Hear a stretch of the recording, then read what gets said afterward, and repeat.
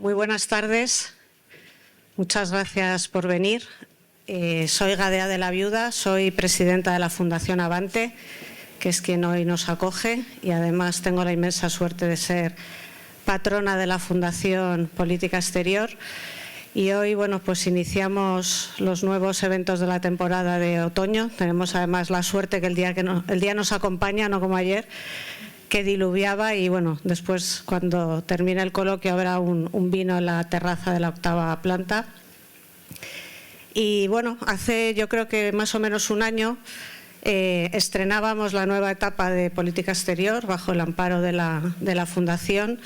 También lo estrenábamos aquí en el auditorio con un evento que también tuvimos la suerte de tener a Ignacio Torreblanca. Te abusamos de ti. Y en aquella ocasión pues estuvo aquí acompañándonos Guido Rackmann, que tuvo un diálogo con Ignacio sobre los líderes autoritarios que, bueno, pues desgraciadamente tenemos ahora en el mundo.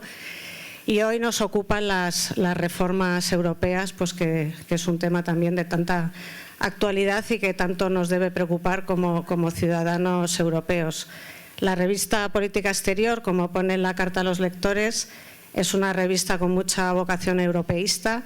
De hecho, la revista nació en el mismo año que España entró en las comunidades europeas y bueno, pues es un motivo por el que seguramente pues este debate será muy interesante. Tenemos a los mejores para hablar de esto. Y durante este año pues yo quiero felicitar pues a los que hacen que la revista sea una realidad, porque la verdad hacen un gran trabajo. También a los miembros del patronato, que ha sido un año de intenso esfuerzo, pero sobre todo a muchos de ustedes que están hoy aquí, que con vuestro apoyo personal y el de vuestras compañías pues nos ayudáis a que este proyecto sea una realidad. Creemos que es súper importante que, bueno, pues que Política Exterior siga viva y que cada vez pues sea un referente mayor en el panorama pues geopolítico español y latinoamericano, porque también allí pues estamos intentando tener nuestra capacidad de influencia. Yo, sin más, cedo la palabra a los protagonistas: Belén Becerril, Juan Moscoso, Íñigo Méndez de Vigo y Ignacio Torreblanca, que serán los que nos ilustrarán esta tarde sobre las reformas europeas. Y nada, agradecerles de verdad su presencia y que se sientan como en su casa. Muchas gracias. Muchas gracias. Mi nombre es Belén Becerril y yo quisiera comenzar dando las gracias a Avante. Es una suerte enorme no estar aquí y estamos muy agradecidos. Gracias también, antes de comenzar, pues a todas las personas que nos acompañan. Ya se han mencionado los patronos, los colaboradores de la revista, los autores, que hay varios también por aquí, ¿no? Y por supuesto a todos ustedes. Gracias también, ¿no? a todo el equipo de la revista. Para empezar, al presidente de la Fundación, Gaspar Atienza, al fundador, Darío Valcárcel, ¿no?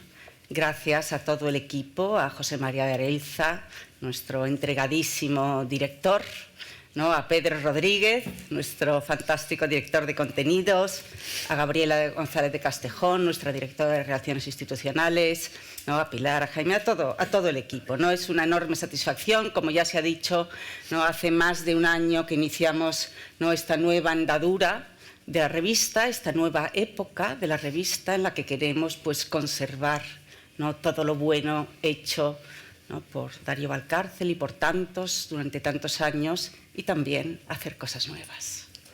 Y hoy tenemos aquí este número sobre Europa y tenemos a 3 grandes invitados que voy a proceder a presentar, aunque no requieren mucha presentación. Íñigo Méndez de Vigo, que ha sido ministro de Educación y Cultura, ha sido secretario de Estado para la Unión Europea, ha sido muchas cosas, pero también ha sido, yo diría, al menos uno de los más influyentes miembros del Parlamento Europeo que ha tenido España desde su adhesión, ¿no? Al menos uno de los más influyentes, ¿no? José Ignacio Torreblanca, director en España del European Centre for Foreign Relations, que también tiene una larguísima trayectoria como académico y como periodista también, ¿no? Le habrán leído durante mucho tiempo en las páginas del País y ahora en las páginas del Mundo. Y en tercer lugar, Juan Moscoso del Prado, economista, Senior Fellow de SADEGEO, un centro de investigación, ¿no?, que hace pues, unos papeles buenísimos. Ha sido muchas cosas también, miembro del Congreso de los Diputados y una muy importante y muy reciente, que es autor de un artículo, ¿no?, en este número. Así es. Bien, pues una vez presentados, yo quisiera comenzar en mi doble papel de moderadora, pero también ponente, Juan, diciendo algo sobre las reformas de Europa y sobre el nuevo ciclo, ¿no?, que lentamente se inicia, ¿no? Después del verano tuvimos en el mes de junio las elecciones europeas, después la propuesta de von der Leyen como presidenta de la Comisión, después los gobiernos propusieron sus comisarios y queda aún pendiente para que termine de arrancar el ciclo político las votaciones en el Parlamento Europeo, que la nueva Comisión reciba el apoyo del Parlamento Europeo. Yo quisiera hacer dos breves reflexiones, dos notas, ¿no?, que yo creo que dicen mucho de la nueva legislatura y de lo que creo que es un cambio de ciclo en la Unión Europea. Solamente dos cosas. En primer lugar, creo que hay un giro a la derecha en las instituciones. ¿Por qué? Bueno, porque el Partido Popular Europeo obtuvo un muy buen resultado, ya era el primero, subió en número de escaños, ¿no?, tanto que a pesar de que socialistas y liberales, sus socios en la pasada legislatura en la gran coalición, ¿no?, perdiesen algunos escaños, ¿no?, esa gran coalición de esos tres partidos europeístas no aguanta y sigue teniendo una mayoría holgada, ¿no?, que es la que ha respaldado a von der Leyen, ¿no? Bajan también los verdes, que a menudo apoyaban desde fuera a esa gran coalición en la pasada legislatura. Entonces, hay incluso un crecimiento del Partido Popular Europeo y hay también un crecimiento a la derecha del Partido Popular Europeo. Aquí tenemos tres partidos potentes, ¿no?, con fuerza y con un buen puñado de escaños. Los conservadores, liderados por Meloni, los patriotas, ahí está Le Pen, ahí está Víctor Orbán y ahí está el partido español Vox, ¿no?, que antes estaba con los conservadores de Meloni y se ha pasado a los patriotas, y un tercer partido que se llama Europa Soberana, y ahí están, por ejemplo, los diputados alemanes de AfD. Pues estos partidos han salido reforzados, ¿no? No obstante, yo quisiera decir que lo que no ha estado en ningún momento sobre la mesa, ¿no?, ha sido una coalición a la derecha, ¿no?, del Partido Popular con estas tres fuerzas. ¿Por qué no? Quizás Íñigo, que conoce muy bien el Parlamento Europeo, nos dirá algo más sobre ello.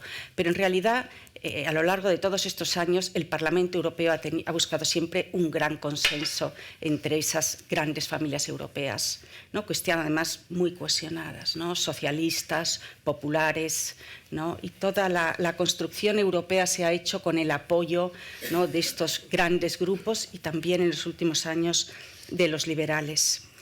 Y en segundo lugar también porque es difícil, ¿no?, construir Europa de la mano de las fuerzas que proponen destruirla, ¿no?, como hacen algunos de estos partidos que quieren pues, socavar el ordenamiento jurídico de la Unión, cuestionar la primacía, renacionalizar algunas políticas europeas. Entonces es difícil liderar la Unión, ¿no?, con los que quieren destruirla, ¿no?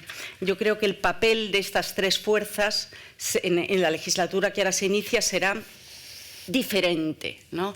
¿Por qué? Porque los conservadores de Meloni ya estaban muy integrados en el sistema, ¿no?, ya participaban en las votaciones. En cambio, los que están a su derecha sí que estaban sometidos a un cordón sanitario, ¿no?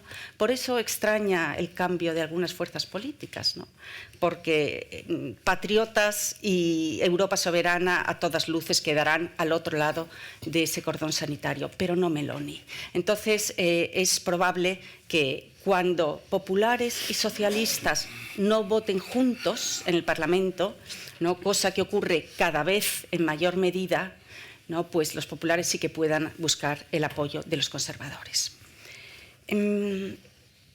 Y bueno, ese giro a la derecha creo que no se debe solo al Parlamento, sino también, ¿no?, al panorama de los gobiernos nacionales. Los populares son mayoría también en los gobiernos nacionales y como los gobiernos nacionales proponen a los miembros de la Comisión, también lo son en la Comisión Europea. De los 27 comisarios propuestos, 15 son populares y hay 2 a la derecha.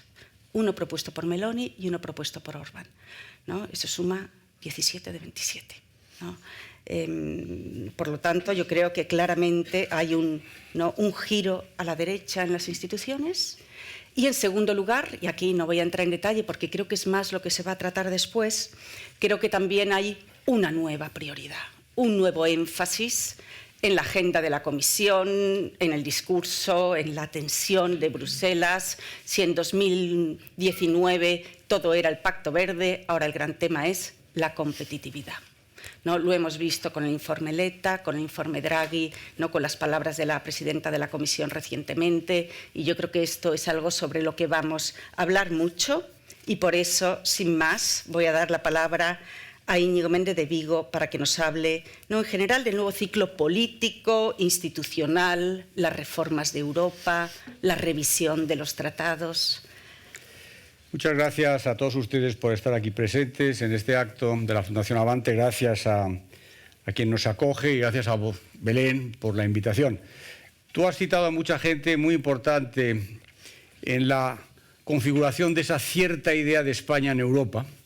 Y es verdad, y todos lo son, pero permíteme que yo tenga un recuerdo especial, cariñoso y afectuoso por Darío Valcárcel, y le pido a Bettina que se lo transmita, porque es verdad que desde el año 86, desde nuestra entrada en las entonces comunidades europeas, Darío fue el alma inspiradora de muchos, y quiero reconocerlo públicamente porque me parece de justicia. Me has preguntado muchas cosas. Que yo estoy habituado como diputado europeo a que tengas que decir lo que tengas que decir en 3 minutos. Igual, no sé si voy a poder. Vamos a ver, yo creo que siempre hay nuevos ciclos políticos. Yo creo que Europa era consciente ya, después de la pandemia del COVID-19, y después de la invasión de Ucrania por Rusia, era consciente de que Europa tenía que dar una respuesta a los problemas a los que tenía que enfrentarse, y que esa respuesta empezaba por analizar y calibrar bien cuáles eran esos problemas. Por eso, tú has mencionado en tus palabras que en la legislatura anterior todo era Pacto Verde y ahora no, ahora son otras cosas. ¿Por qué?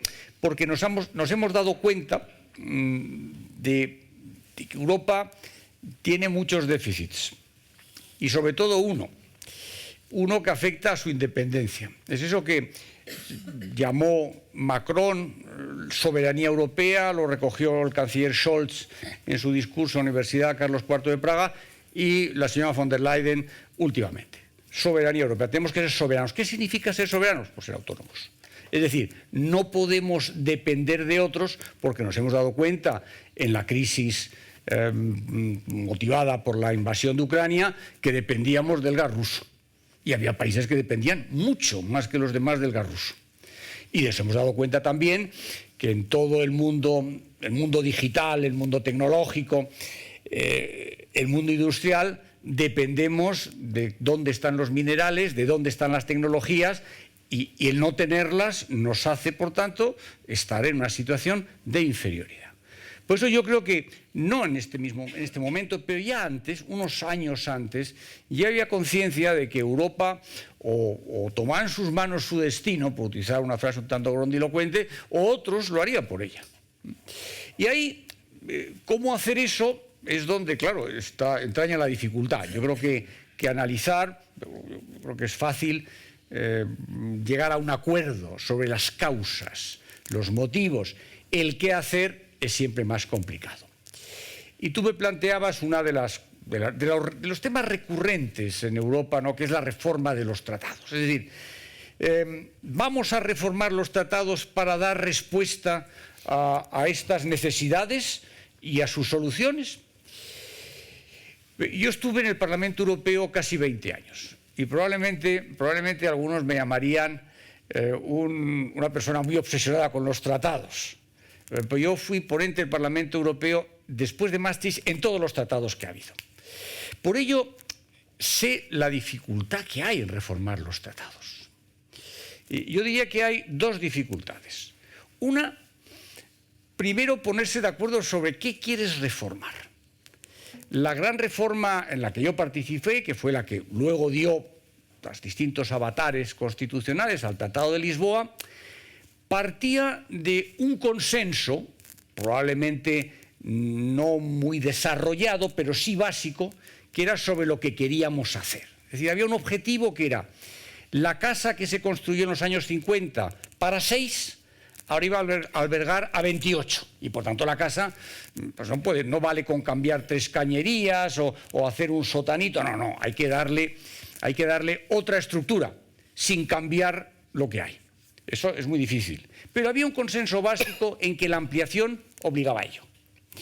Y hubo una labor extraordinaria de la presidencia belga, de 2 personas como Jean-Luc Dehaene y Guy Verhofstadt, que consiguieron en aquello que se llamó el Acuerdo de Laken establecer 64 preguntas y decíamos, estas son las preguntas a las que hay que dar respuesta. Quiero decir con ello que había un consenso básico sobre lo que queríamos hacer. Yo creo que ese consenso básico ahora no existe y me parece que es muy difícil de obtener. Y por lo tanto, creo que los que piden o dicen que hay que modificar los tratados deberían tenerlo muy en cuenta. ¿Modificar qué? ¿Para qué? La segunda dificultad, también estructural, es, bien, imaginemos que echamos a andar. Yo creo que una modificación de los tratados no podrá ser una reformita, tendrá que ser una gran reforma vía convención, eso tarda al menos 2 años. Y luego, sobre todo, si todo eso sale bien, y ya sé que esto tiene más síes que el conocido poema de Kipling, pues si todo sale bien, al final hay que ratificar por unanimidad. Y a mí eso me parece también enormemente complicado.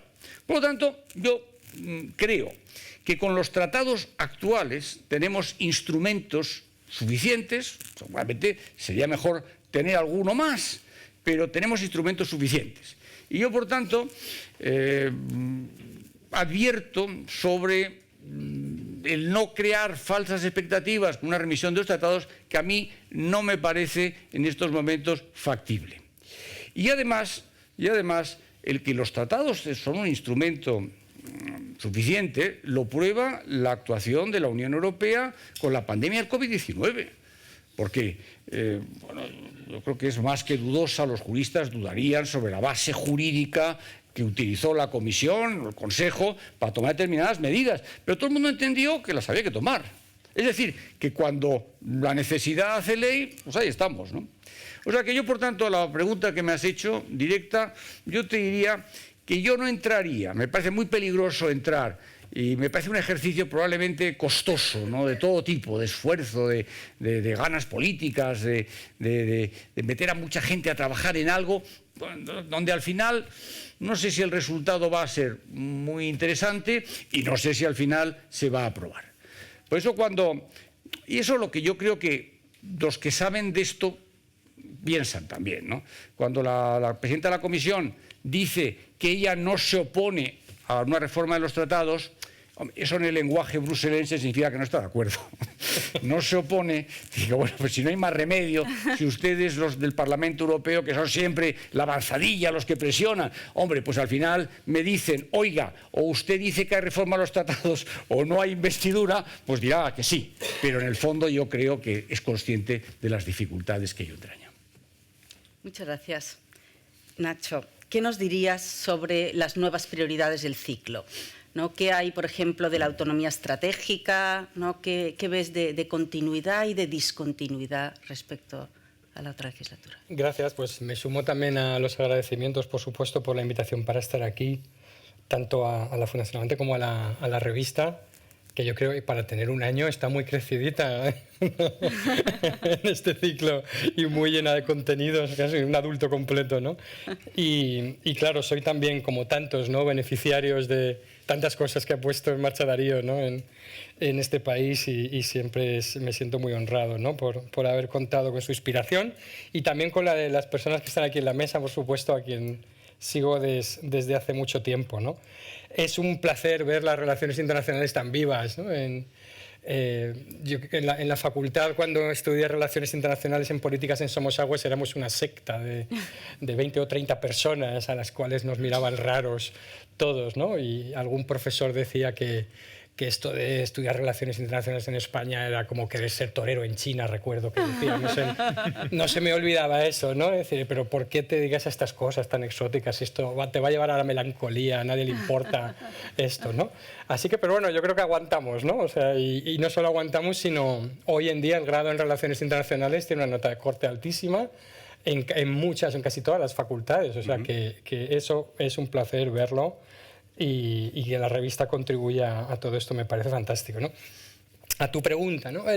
Si recordáis, en el mandato anterior se dijo que esa iba a ser una comisión geopolítica, y este concepto de autonomía, antes de Ucrania, por supuesto, ya se dijo que iba a ser una comisión geopolítica, y este concepto de autonomía estratégica estuvo sobrevolando y permeando todos los debates a raíz del discurso de Sorbona de Macron, pero hubo un consenso, no en el nombre, digamos, cada uno lo llamaba, pero ese consenso estaba bastante establecido. Creo que Charles Michel dijo que esto era la cuestión de nuestro tiempo, ¿no? La autonomía estratégica, la presidenta von der Leyen también, pero sin necesidad de ponernos académicos sobre el concepto. Pero es verdad que era un concepto que chirriaba con muchas cosas en su aplicación práctica, ¿no? No ya, si me permitís un poco la broma, en la propia declaración del Consejo, donde define autonomía estratégica como la capacidad de actuar autónomamente cuando se puede y con quien se pueda. Dices, vale, ¿no? Alumno suspendido en primero de grado por hacer definiciones churras, ¿no? Era como, no, hombre, vale, sí, en el fondo, pero como todos sabíamos de lo que estábamos hablando, se permitía que una definición tan laxa del concepto. Pero luego, según profundizabas, es verdad que decías, bueno, es que en materia de defensa, los más atlantistas veían ahí una estrategia típicamente francesa para emanciparse de Estados Unidos, y no querían emanciparse de Estados Unidos. No querían que esa autonomía fuera la excusa o el medio para ser autónomos de Estados Unidos, porque veían ahí una agenda, digamos, oculta. También había otros que veían ahí una agenda proteccionista, intervencionista, que tampoco les gustaba.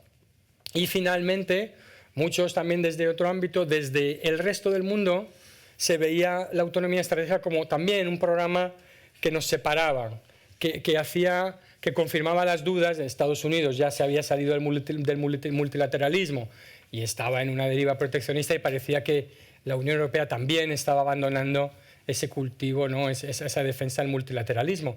Y ignoraba el hecho de que los demás también querían tener algo que decir en la autonomía estratégica, y que en el fondo todos los países quieren ser autónomos estratégicamente, pero la cosa es cómo engarzar esto para que no sea un juego de suma cero, para que no sea uno a costa de los otros, etcétera, ¿no? Por eso, y haciendo algo de publicidad, nosotros en nuestro centro de estudios, en el European Council of Foreign Relations, estamos defendiendo el concepto de interdependencia estratégica. Es decir, Europa no puede ser autónoma en el sentido de que no vaya a depender de otros. Porque incluso si salen bien todos los planes sobre microchips, seguiremos produciendo solo el 20% de los microchips. Eso sí sale bien todo, y para cuando terminemos nuestras fábricas de microchips, el mercado no ha sacado una cosa, un modelo que sea, o algo que sea totalmente distinto, ¿no? El proyecto tiene que ser elegir las dependencias, afianzarlas, cultivarlas y elegirlas con cuidado, diversificar, ser un poco más inteligente y no hacer como hemos hecho en el pasado, y sobre todo, tanto con respecto a Rusia y China, no cambiar nuestras dependencias tóxicas de la geopolítica de los combustibles fósiles por dependencias tóxicas de la geopolítica de la transición verde. Es decir, que mucha gente pensaba que, como es verde y digital, no dependo de nadie, lo hago yo en casa. No, al final descubres pues, que los cables submarinos pasan por el estrecho de Suez, que los minerales críticos están en China o se explotan gracias o vía acuerdos con China, y por lo tanto hay una serie de dependencias tóxicas en las que no puedes ignorar si no quieres acabar donde empezaste, pero con nuevas tecnologías, ¿no? Y eso supone el que en este nuevo mandato, bueno, de hecho, si os fijáis, España, cuando hace la presidencia del Consejo, en el documento que intenta hacer sobre autonomía estratégica, lo llama Resilient EU 2030, porque se produce al final esta discrepancia, que es muy semántica, y Íñigo las conoce bien, en las instituciones europeas, pero que tiene sentido, porque España y países, especialmente Países Bajos, que no tenemos una agenda muy común con Países Bajos, pero adoptan este concepto de autonomía estratégica abierta. Cuando empiezas a ponerle objetivos a las cosas, es que ya el sustantivo, ¿no? como decimos, ¿no? Democracia orgánica y este tipo de cosas, ya no te están diciendo que tienes algún problema con el concepto, ¿no? Pero por eso no era solo conceptual, porque Francia, por ejemplo, rechaza que en los documentos del Consejo se hable de autonomía estratégica abierta. Entonces, en la Comisión habla de autonomía estratégica abierta, pero el Consejo no, porque Francia, ¿no? Tenías ese tipo de disonancias que no eran baladís en ese sentido, ¿no? ¿Qué es lo que tienes delante? 3 transiciones. Una transición geopolítica que te obliga a mirar la industria de defensa, bien veamos en términos de autonomía o en términos de nuevas interdependencias, pero a hacer todo un nuevo planteamiento sobre industria de defensa. Una transición digital, como señalé, o que te obliga a tener también una transición en fabricar, desarrollar, implantar innovación tecnológica, y una transición energética que te obliga a tecnologías verdes, ¿no? ¿Qué es lo que hace el último mandato y bajo lo cual vivimos ahora? Adoptar una estrategia de seguridad económica que realmente encapsula bien lo que quieres hacer y que tiene 3 pilares. Un pilar de promoción de la industria y de la competitividad, ¿no? Y ese es ahora, ¿no? Supongo que hablaremos de esto. Otro, que es estrictamente el de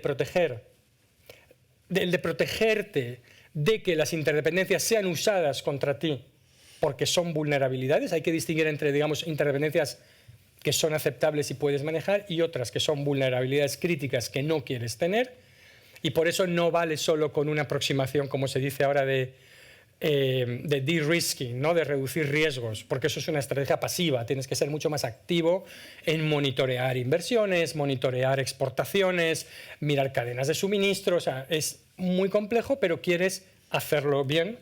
Y luego hay otra P en estas 3 P's de la estrategia económica, que son los partenariados. Voy a salir fuera a buscar con quién puedo trabajar en mejorar mi estrategia de seguridad económica y, por lo tanto, no hacer una cosa, digamos, un planteamiento autárquico, ¿no? Y eso es donde estamos ahora, y por eso del mandato de las orientaciones estratégicas que el Consejo le da a la presidenta y que la presidenta convierte en las cartas de misión para los comisarios, desaparece, digamos, conceptualmente esta idea de autonomía estratégica, pero permea en todas las cartas de misión de los comisarios, y con una comisaria vicepresidenta que está precisamente encargada de afianzar la soberanía tecnológica, pero como digo, es algo que permea a todas las cartas de misión de todos los comisarios, ¿no? Muchas gracias, Nacho. Siguiendo el hilo de tus palabras, quería preguntarte, Juan, ¿cómo ves, ¿no? La escena económica, el debate sobre la competitividad, ¿no? Y muy en particular sobre la industria? Bien, bueno, buenas tardes, noches también a todos, y gracias por invitarme. También mis saludos a Darío, que también confió en mí cuando era un jovenzuelo europeísta también, hace ya muchos años. Bien, estoy muy de acuerdo con lo que habéis contado los 3, ¿no?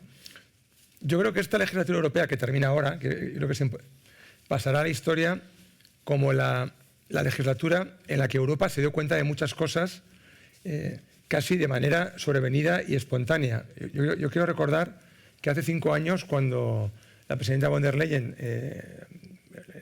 leyó su discurso de investidura, lanzó la idea del Green Deal y fue muy criticado porque era un discurso vacío, un discurso sin financiación, sin proyectos, sin propuestas, pero tuvo la suerte, entre comillas, que apenas 4 meses después llegó la pandemia del COVID. Y la pandemia del COVID provocó la reacción de los gobiernos llamada Next Generation, y se creó por primera vez un instrumento financiero por el que se emitieron eurobonos, que creó una palanca en la cual el objetivo era la resiliencia, pero era ya un primer avance hacia lo que resume todo, que es la competitividad. Eso se produce en un momento en el que ya se habla de autonomía estratégica, como habéis explicado, la brújula de Borrell, el discurso de Macron, y después tenemos un segundo shock, que es la invasión de Ucrania, que hace ya que el cóctel al que se enfrenta la Comisión Europea y Europa no tenga nada que ver con el escenario en el cual von der Leyen comenzó los 5 años. Pues es un escenario de muchísima incertidumbre, de fragmentación, de riesgo, de dependencia, de vulnerabilidad, como ha explicado Nacho, en el que empezamos a tomar conciencia de elementos sueltos que llevaban ya muchos años sobre la mesa. Me preguntabas por cuál es la situación económica. Bien, la situación es que si no cambiamos el modo de gestionar la economía europea, nos hemos dado cuenta que no vamos a ser capaces de mantener nuestro modo de vida. Porque Europa está perdiendo la carrera de la competitividad respecto a China, a Estados Unidos o a otros espacios, y si no somos capaces de mantener ese liderazgo económico que tuvimos durante décadas o que compartimos con otros durante décadas, no seremos capaces de mantener nuestro modelo social, nuestra economía social de mercado y nuestro modelo de democracia liberal. Y eso ha generado pues, una serie de reacciones y de problemas, y tenemos enemigos dentro y enemigos fuera. En la revista, que yo la recomiendo que la compren y que la lean, hay un artículo que me ha gustado mucho, lo leí este verano, sobre las ideas de Kant aplicadas a la política internacional. Y la conclusión es otra, que utilizar de manera radical el método científico y la razón. Entonces, ¿qué es lo que ocurre en Europa? En Europa hemos descubierto que el mercado único, tal y como está diseñado, no garantiza que nuestras empresas puedan competir en igualdad de condiciones con las multinacionales digitales, tecnológicas, chinas o estadounidenses. Hemos descubierto que el mercado único, tal y como funciona, no garantiza que tengamos palancas fiscales o palancas de financiación o de capital como para poder financiar los proyectos que son los de los que depende el empleo de calidad del futuro. Y por eso, tanto Letta como Draghi en sus informes hablan de la Unión de Mercados de Capital. Pero bien, la Unión de Mercados de Capital se menciona en muchos de estos artículos, y la revista la terminamos en julio, antes de conocer el informe de Draghi. Por eso creo que el diagnóstico, y no es por discutir con mi querido amigo Íñigo, en esta legislatura, y él tiene razón, que tienes razón en la conclusión, los que llevamos muchos años en los temas europeos, hemos estado, Soledad, que fuimos los dos portavoces al mismo tiempo en el Congreso sobre esos temas, hemos estado años y años discutiendo sobre la reforma de los tratados. Pero esta vez es más una cuestión de instrumentos de política económica. Y eso es lo que lleva a la política industrial, que es como el gran elemento resucitado. La política industrial se enterró en el mundo en los años 80 y ahora se ha resucitado. Nosotros hemos sido los últimos en hacerlo en Europa, pero lo hemos hecho porque hemos ya comprobado que en la última oleada industrial no estamos a la altura. Ni tan siquiera estamos a la altura de lo que esperábamos, en lo que pensábamos o creíamos que era nuestro gran fuerte industrial, como es el automóvil. El informe de Draghi contiene una serie de datos que yo creo que son muy relevantes. Por ejemplo, 1/3 de toda la I+D+I de los últimos 20 años se ha destinado a mejorar la eficiencia del motor de combustión interna. O sea, los grandes inversores en innovación en Europa son Mercedes, BMW. Yo soy, siempre lo digo, está ahí Carlos, yo soy de Pamplona y he sido diputado por Navarra muchos años. Y para mí, la Volkswagen, cada vez que la Volkswagen en Pamplona tosía, pues todos temblábamos. Y pero nunca creímos que fuera un sector o una industria madura, decadente, o que incluso en un plazo de tiempo tan corto como una década pudiese estar en peligro, y lo está. De modo que esto exige un cambio absoluto en la política económica europea. Ahora bien, ahí está la cuestión. Y por eso es tan importante, creo yo, que, como ha explicado muy bien Belén, los tres grupos parlamentarios europeístas hayan mantenido la mayoría en el Parlamento Europeo, porque esto va a exigir un giro importante en la política económica, en la política industrial, en la política financiera de la Unión Europea, en la política de competencia, que ese melón todavía no lo estamos abriendo lo suficiente, y ahí va a haber una comisaria española casi con toda seguridad que va a ser la encargada de esta cuestión, porque realmente, tal y como hemos planteado la política de competencia en los últimos años, pues resulta que no hemos garantizado una serie de elementos vinculados a ella, como puede ser la defensa de los derechos de los consumidores o el acceso a bienes y servicios a un precio razonable, pero no parece que hayamos asegurado con esta política de competencia la competitividad, la mejora tecnológica, la seguridad económica, que es lo que decía también Nacho, y todos esos elementos. De modo que este es el contexto en el cual estamos ahora mismo,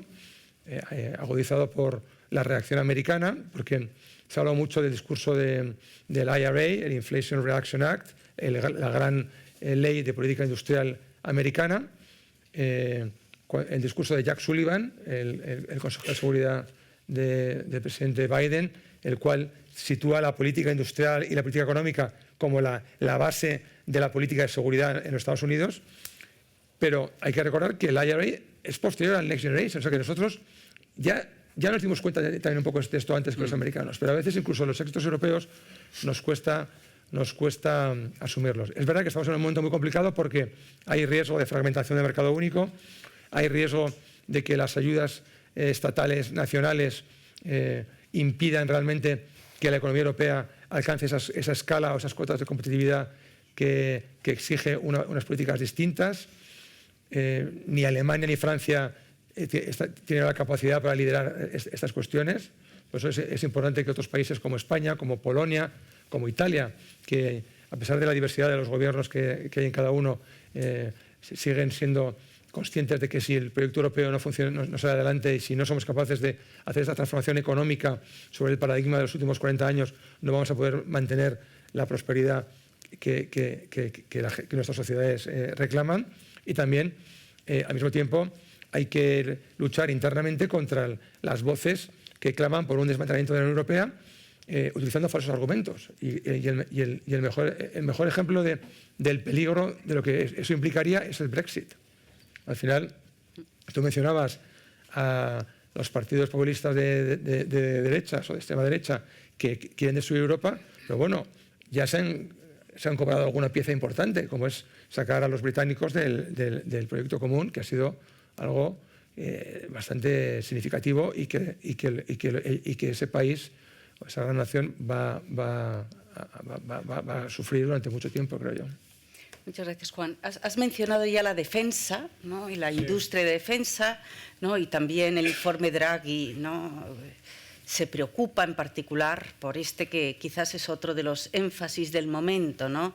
Yo quería preguntarte, Íñigo, ¿crees que Europa, ahora que no cuenta con el paraguas de seguridad americano como antes, no será capaz de hacer más cosas juntos en el ámbito de la defensa? ¿O? Yo espero que sí, pero Juan decía una cosa en la que tiene mucha razón, y es que Europa muchas veces reacciona cuando no tiene más remedio.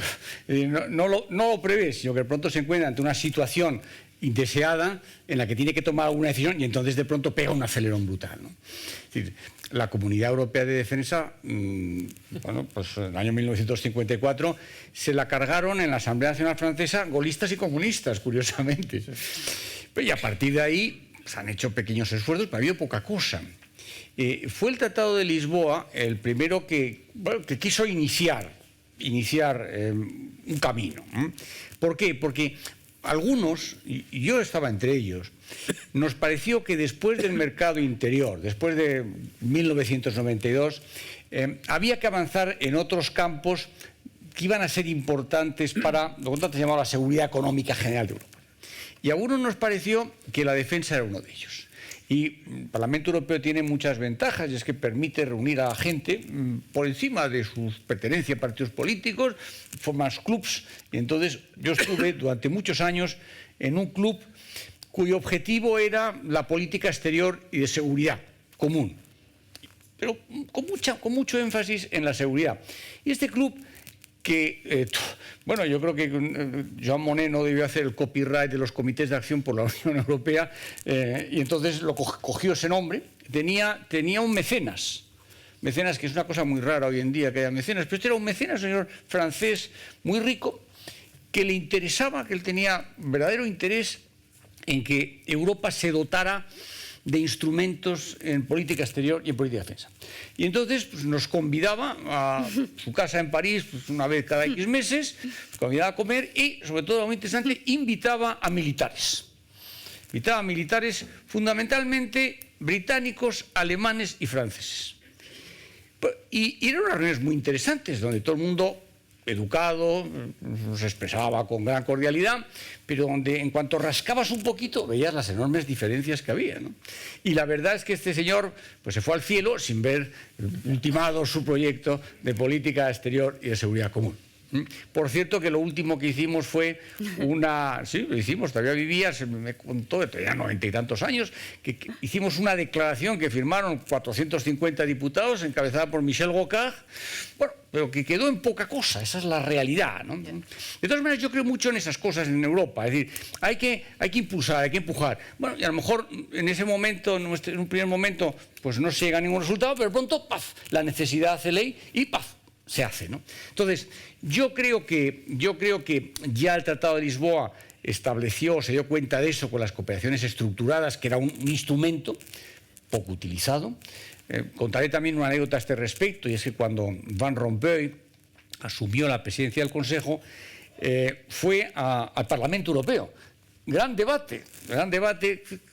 El tiempo, ¿verdad?, convierte cosas que nos parecieron entonces muy importantes en cosas menores, ¿no? Pero un gran debate sobre el presidente del Consejo debía rendir cuentas al Parlamento Europeo. Al final, Van Rompuy, que es una persona con una inteligencia muy viva, fue. Entonces, uno de estas personas que estaba en el grupo era Leo Tindemans. Y Van Rompuy, Tindemans es un gran político belga, de estos incombustibles, pero autor de un informe, el Tindemans-Genscher con Colombo, en los años 70, ¿no? Y es uno de los padres de la política exterior europea. Y Tindemans estaba en este grupo de amigos que creíamos que había que ir por el camino de la defensa. Y dio la casualidad que Van Rompuy comenzó su carrera política con Tindemans, con lo cual no pudo negarse aquel día que vino al Parlamento Europeo a recibirnos a Tindemans y a unos amigos suyos. Bueno, entonces, pues claro, estos amigos suyos, yo era el más joven con 20 años de diferencia, o sea que imagínense ustedes, ¿no? Y cuando llegaron con Van Rompuy, que nos recibieron en una salita, ninguno dijo nada. Durante un minuto o dos, a mí me parecía una eternidad. Entonces, yo que era el más joven y el que menos pintaba ahí, pues salté y le dije, oiga, mire, nosotros aquí estamos interesados en avanzar en la política de seguridad en Europa. Y usted ahora, como presidente del Consejo, tiene un instrumento que es el Tratado de Lisboa y la veda de las cooperaciones estructuradas. Entonces Van Rompuy me escuchó con mucho interés y me dijo, oiga, ¿no sabe cómo le agradezco que me haya dicho usted esto? Porque yo no tenía ni idea de esto. Y nadie me lo había contado. Bueno, y luego sacó en 2013 aquella primera cosa. Pero es verdad que es muy difícil y es verdad que se ha hecho bastante poco. Pero también es verdad que ahora hay una necesidad sentida. Es decir, también es verdad que ¿quién iba a decirnos que Suecia o Finlandia iban a entrar en la OTAN? Pero de pronto las cosas cambian y de pronto, y esto es muy importante, el político siente el apoyo de los ciudadanos. Es decir, las opiniones públicas son fundamentales en este tema.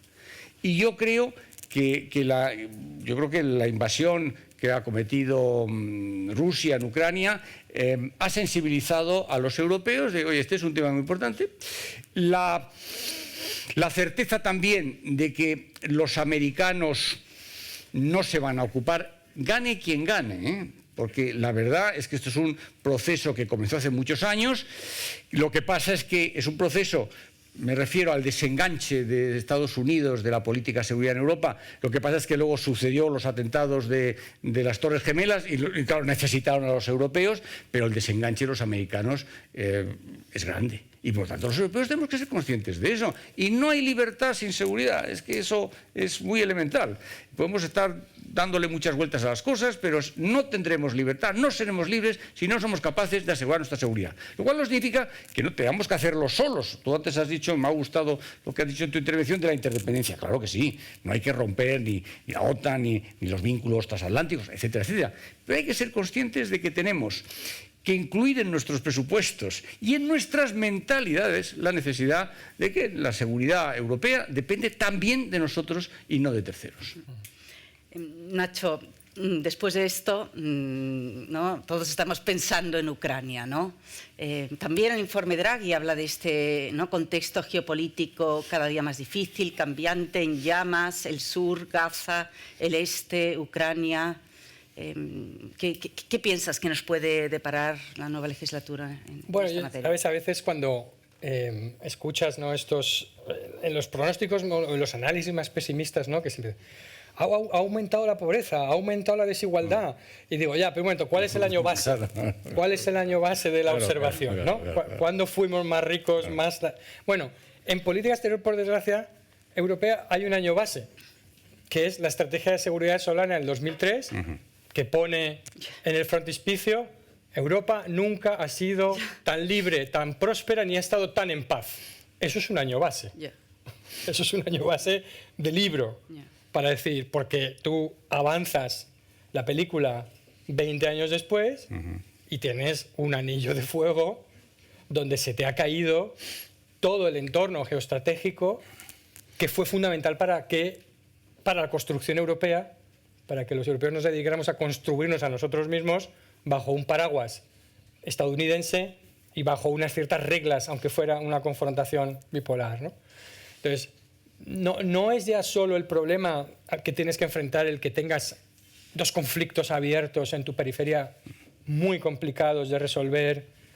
Los dos te interpelan por razones muy diferentes, pero de raíz, ¿no? El de Ucrania, porque demuestra que la Unión Europea no puede coexistir, y lo digo ni sobrevivir a tener un vecino imperial.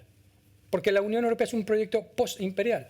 Todos los Estados miembros de la Unión Europea, los grandes, han tenido experiencias imperiales, o los otros han sufrido las experiencias imperiales de los otros. ¿No? Si hay algo que marca ese proceso de construcción europea es, si quieres el palabra, la desimperialización de los Estados europeos, ¿no? Pero hay alguien en nuestra vecindad que ese camino lo está recorriendo de vuelta, y lo ha recorrido casi de manera completa, y que sigue teniendo el virus imperial casi en su ADN tal cual como está formulado. Y eso es un choque fundamental que se puede resolver por la negociación, o se podrá resolver de muchas maneras, pero es incompatible, ¿no? Y por lo tanto nos va tanto en ese conflicto como la propia, yo creo, condición de posibilidad de la existencia de la Unión Europea. Por lo tanto, la cuestión ucraniana es más profunda en ese sentido de lo que parece.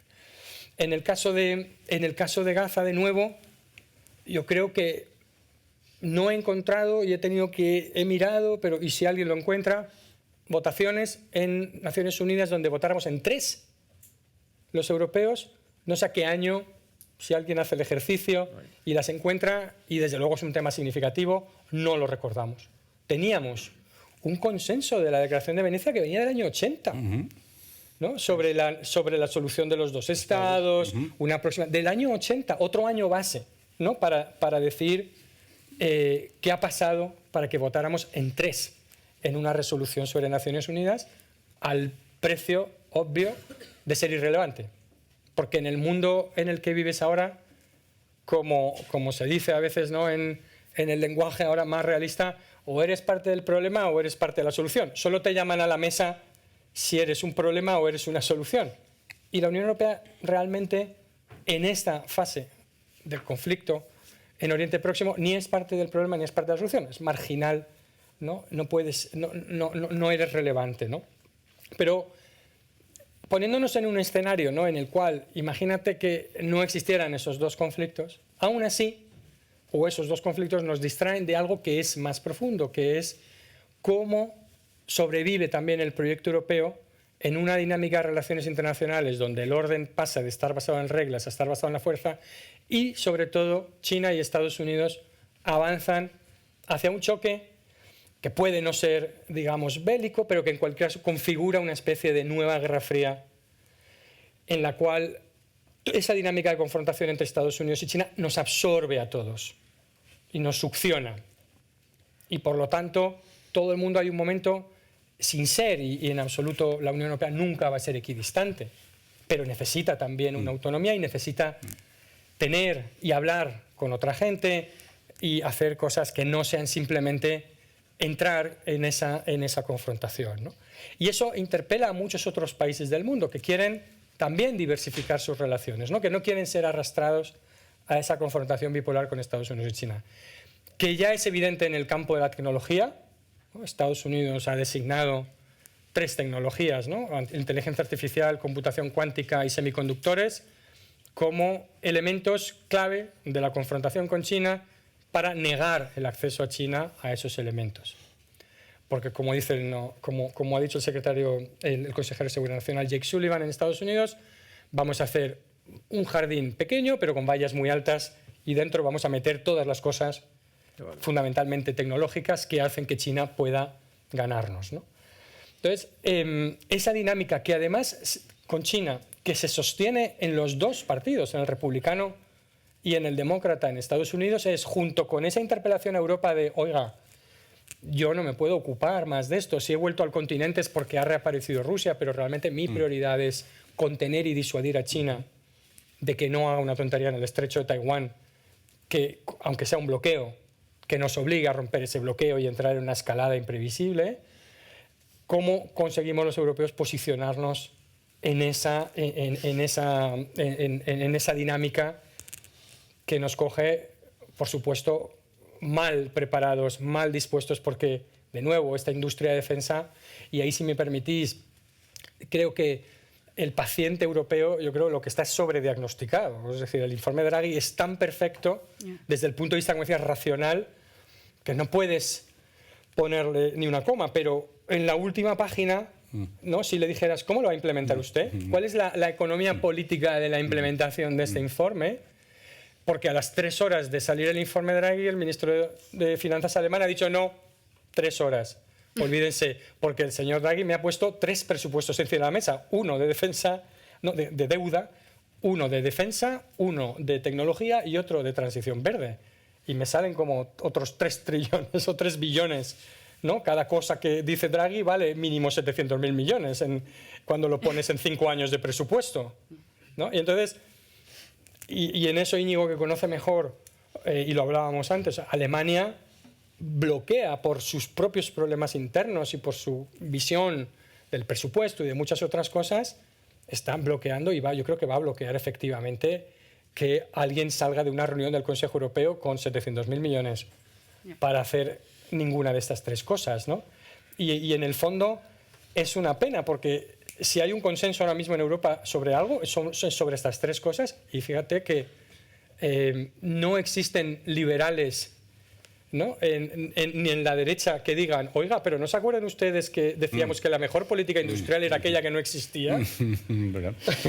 ¿Desde cuándo los estados van a ordenar a los mercados que háganse semiconductores de última generación, háganse, ¿no? Háganse todas estas cosas? O sea, los conservadores, el Partido Popular Europeo se ha vuelto muy conservador y muy estatista y muy intervencionista. Para bien o para mal, ya veremos, pero hay grandes dudas sobre si en el fondo lo que define a Estados Unidos es, en su éxito, es una cosa u otra y cómo compensamos eso. Pero lo dejo ahí, ¿no? En ese sentido, porque me parece que tenemos esa agenda de estratégica, tenemos muy claro el diagnóstico, pero tenemos muy claro que no vamos a reformar los tratados, no sé si vamos a ver un presupuesto específico y un programa de gasto ajustado a todas esas necesidades por nuestra propia dinámica política, ¿no? Pero esas son mis dudas y tengo un despertar liberal a veces por las noches. Mientras no sea una pesadilla, todo bien. Y digo, oiga, igual no estamos perdiendo algo, ¿no? Nacho, retomo tu reflexión, ¿no? Tenemos un diagnóstico, ¿no? Pero esto, ¿qué hacemos con el diagnóstico, ¿no? ¿Cómo se puede esto implementar? Y te traslado la pregunta, Juan. Bueno, lo estaba contando un poco Nacho, ¿no?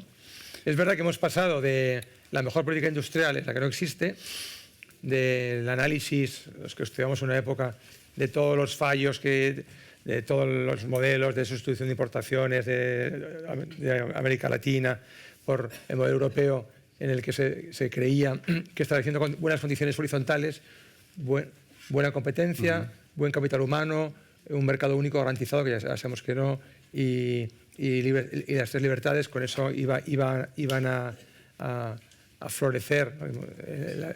La industria y la competitividad y la tecnología. Ya hemos visto que no, que eso ha pasado en otros ámbitos no tan liberales, porque ni Estados Unidos es tan liberal como creemos en estas cuestiones, con sus fondos federales y sus programas, ni mucho menos China. Eso de China, otro día hablaremos de China.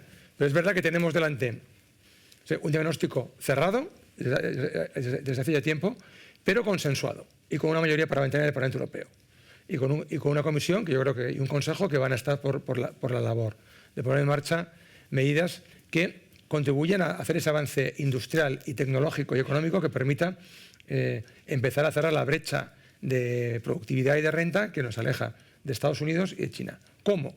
Hombre, hay cosas que van a hacer falta, seguro. La reforma de los tratados yo creo que no, por ahora.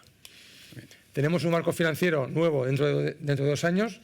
Hay que empezar a pensar en ese nuevo marco financiero. Tenemos 2 años para decidir qué hacemos con el Next Generation, si se renueva o no, que hay suficiente dinero. Y como también yo voy a hacer un poco de publicidad para mi casa, como hemos dicho en SADGEO, a Europa le hace falta un Complexity Reduction Act. O sea, igual que... Y de esto hablamos mucho el año pasado, hablamos mucho cuando hemos estado hablando de por qué no se utilizaban los fondos europeos, de por qué no se invertían. Hemos hablado en el ECFR, en todos lados, en el CANO, y eso son cosas que se pueden ir haciendo ya. Hay temas europeos de los que no hemos hablado y que generan mucho ruido y distorsionan mucho este debate de fondo, que es el importante, como es el tema de la inmigración, la guerra cultural, etc. Yo creo que tenemos por delante unos meses en los que habría que intentar, con los países grandes, pues llegar a acuerdos básicos sobre estas cuestiones. Y probablemente con Italia y con los polacos. Si no, no vamos a ninguna parte. Porque con elecciones alemanas de aquí a 2 años y las elecciones de Francia tal y como está, si no construimos una base de acuerdo mínima en esto, no vamos a avanzar. Hemos visto, por ejemplo, que ahora nos estamos replanteando, empieza a haber artículos académicos y también en prensa sobre qué hubiese pasado si la Comisión Europea hubiese autorizado la fusión de Alstom y Siemens, por ejemplo. Empezamos a darnos cuenta que la política de competencia no ha sido tan brillante, ¿no? o ejemplar como debiera. Alemania, en unas reuniones, como tú has explicado muy bien, has hablado de Francia, del Consejo y de la Comisión, pero Alemania hace cosas parecidas también. Y por ejemplo, ante la fusión, ¿no? la absorción, ¿no? del Commerzbank, ¿no? Pues ha reaccionado de una manera muy antigua, y hemos visto cómo, sin embargo, a pesar de que apoya la agenda verde y apoya mucho el vehículo eléctrico, sin embargo ha votado en contra de incrementar el proteccionismo europeo. Claro que estos son decisiones muy complejas por el coche eléctrico chino, porque teme por sus exportaciones de alta cilindrada de combustión interna, o sea, de Mercedes y BMWs y Audis, a China. Que ahí también hay países que están en unas encrucijadas incluso existenciales, porque vete tú a contarles también a los de Stuttgart, a los de Pamplona, ¿no? A los de Stuttgart, ¿no? que vas a, ¿no? Sí. Que es como nuestro porcino, ¿no? Claro. Ese tipo de cosas. Y yo creo que hay tiempo para trabajar en ello, pero tampoco hay soluciones mágicas.